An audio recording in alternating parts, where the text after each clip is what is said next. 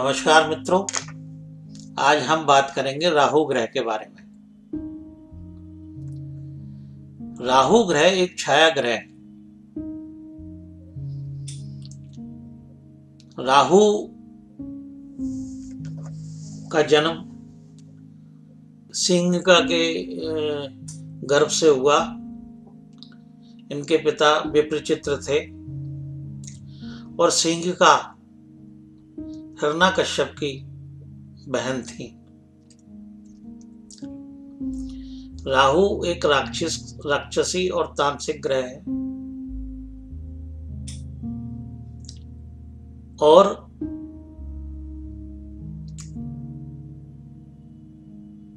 इसका मुख बड़ा भयंकर, हाथों में तलवार, ढाल और त्रिशूल,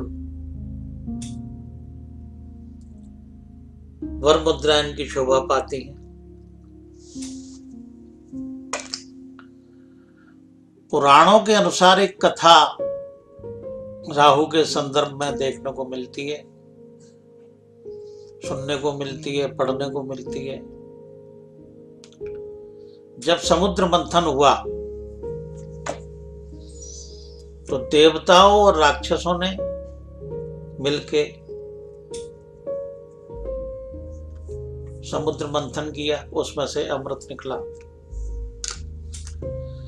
तो जब अमृत का बंटवारा हो रहा था, भगवान विष्णु जब अमृत का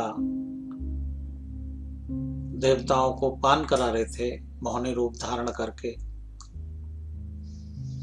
तो राहु छल के बल पे देवताओं की पंक्ति में आ बैठे, अपने 100 भाइयों को छोड़कर, 100 भाइयों के साथ, छोड़ के नहीं, 100 भाइयों के साथ। तो जब वो छल से, कपट से अमृत पीने की पंक्ति में बैठे तो उनको चंद्रमा और सूर्य ने देख लिया और चंद्रमा और सूर्य ने भगवान विष्णु को इशारा किया। तो भगवान विष्णु ने कथा के अनुसार अपना सुदर्शन चक्र निकालकर राहु का सर काट दिया।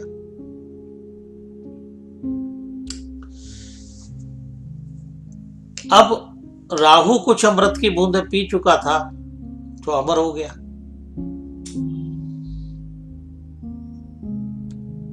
तो ब्रह्मा जी ने उसे,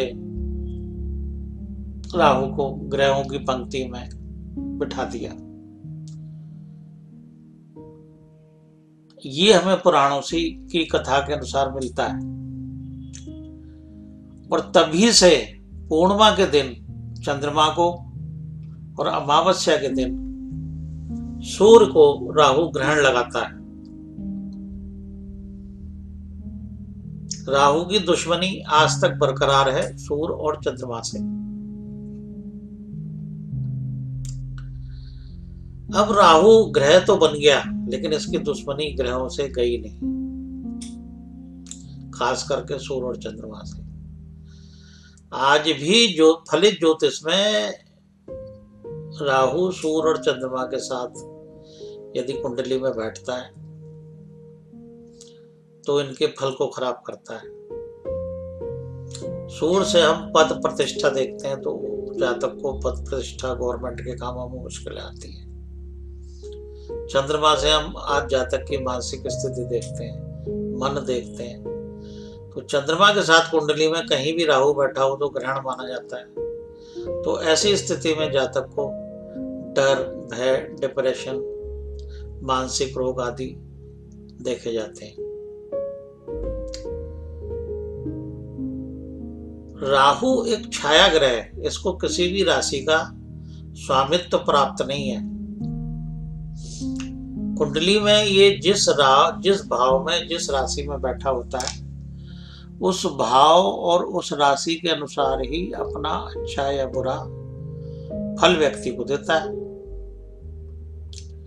और वैसे भी कुंडली के ये जिस भाव के अंदर बैठा होगा उस भाव की चीजों को अचानक गति देके रोक देगा। राहु का कार्य है किसी भी चीज को या वस्तु को अचानक गति देके और उसको रोक देना। तो यहां विचार करेंगे कि राहु प्रभावी व्यक्ति के क्या क्या लक्षण होते हैं। अगर कुंडली में लगन पे या चंद्रमा पे या सूर्य पे राहु का प्रभाव होगा तो ऐसा व्यक्ति क्या करेगा। ये सूर्य चंद्रमा मैंने इसलिए लिए क्योंकि सूर्य भी एक लगन है और चंद्रमा भी एक लगन है। तो राहु प्रभावी व्यक्ति महास्वार्थी होगा। उसकी लोभ और मोह की जो प्रवृत्ति होगी वो बड़ी गहरी होगी। ऐसा व्यक्ति चाहता है कि सारे संसार के सुख केवल मुझे ही प्राप्त हो। ऐसा व्यक्ति अपने स्वार्थ के लिए किसी का भी भारी नुकसान कर सकता है। बताया गया है कि राहु इतना प्रभावशाली ग्रह है। ऋग्वेद में बताया गया है कि ये जो सिंह का पुत्र है जब सूर्य और चंद्रमा को अपने तम से आच्छन्न करता है, मतलब ग्रहण लगाता है, तो पृथ्वी पे अंधेरा हो जाता है और पृथ्वी पे इतना गहरा अंधेरा हो जाता है कि लोग आपस में एक दूसरे को पहचान भी नहीं पाते, एक दूसरे को देख भी नहीं पाते।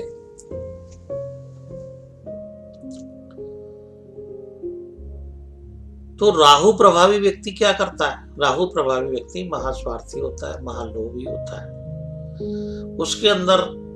उसके अंतर मन के अंदर ऐसी एक प्यास होती है कि जितने भी सांसारिक सुख हैं वो सब मुझे प्राप्त हो। इतना चतुर चालाक ग्रह है, छलिया ग्रह है, बहरूपिया ग्रह है कि किसी को भी धोखा देने में चूकता नहीं। कुंडली में जिसका राहु अच्छा होता है ऐसा व्यक्ति धोखे से धन कमाता है, दूसरों को धोखा देता है, दूसरों को ठगता है, चोरी करता है, ठगता है, मिलावट के काम करता है ऐसा व्यक्ति। तो राहु की जो स्थिति है, इतना चालाक ग्रह था कि देवताओं को चकमा देके अमृत पी गया। तो जन्म कुंडली में राहु जैसा भी बैठा होता है, चंद्रमा के साथ बैठेगा तो मन को खराब करेगा। ऐसे व्यक्ति का मन हमेशा विचलित रहेगा, एक डिसीजन नहीं ले पाएगा, एक तरह के काम नहीं कर पाएगा। सुबह कुछ कह रहा है, शाम को कुछ कह रहा है, दोपहर को कुछ कह रहा है, अगले दिन कुछ कह रहा है। और जिसका राहु अच्छा होगा ऐसा व्यक्ति अपने छल और बल से दुनिया में काम करता है। चोरी, स्मगलरी, ठगी, जितने भी बेकार के काम है, जुआ, सट्टा, ये सब राहु कराता है। राहु प्रभावी व्यक्ति सब ऐसे काम करता है और ऐसे कामों का रिजल्ट होता क्या है, एंड में 0 होता है। राहु एक गंदी हवा होती है, आंधी होती है, आई और सारी चीजों को हवा के साथ उड़ा के लेगी। राहु एक धुआं होता है।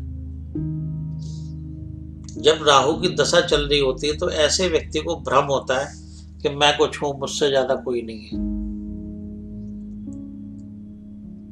और वो अपने जीवन को भ्रम में ही जीता है और लोगों को भ्रम में डाल के जीता है। जिसका राहु अच्छा हो लोगों को भ्रमित करेगा, अपना उल्लू सीधा करेगा। जय गंगा जी की। तो मित्रों, राहु ग्रह जब सूर्य और चंद्रमा को ग्रहण लगाता है, चंद्रमा को पूर्णिमा पे ग्रहण लगाता है और सूर्य को अमावस्या पे ग्रहण लगाता है, ग्रहण वाले दिन ज्यादातर लोग अन्न ग्रहण नहीं करते।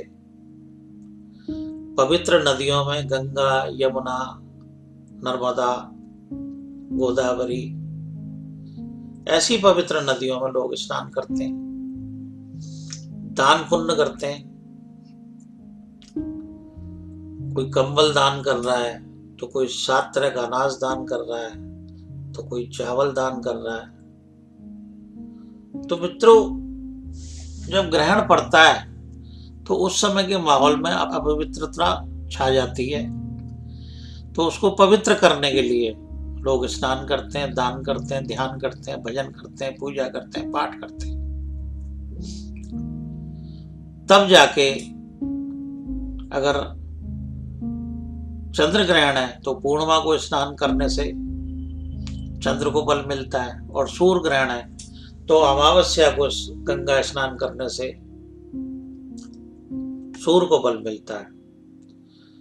और मित्रों, जिनकी कुंडली के अंदर परमानेंट ग्रहण है, मान लो सूर्य के साथ राहु बैठा है या चंद्र के साथ राहु बैठा है, तो ऐसे लोगों को परमानेंट गंगा जल पीना चाहिए, गंगा जल से स्नान करना चाहिए,